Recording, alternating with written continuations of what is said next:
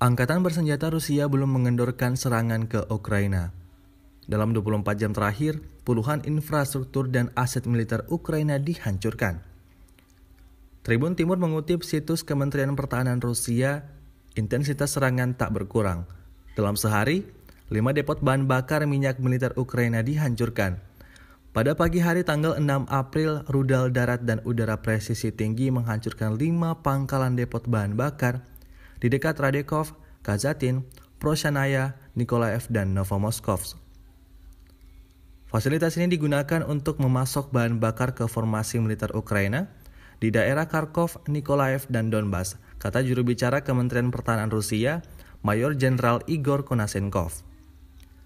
Pada malam hari, penerbangan operasional taktis Angkatan Udara Rusia menghantam 24 aset militer Ukraina, di antaranya 1 sistem rudal anti pesawat OSA AKM, 5 depot logistik, serta 11 titik kuat dan area konsentrasi peralatan militer Ukraina. Pertahanan udara Rusia berarti menembak jatuh 4 kendaraan udara tak berawak Ukraina di udara dekat Berdyansk, Gurnyak, Ovanskoye, dan Chernobyevka.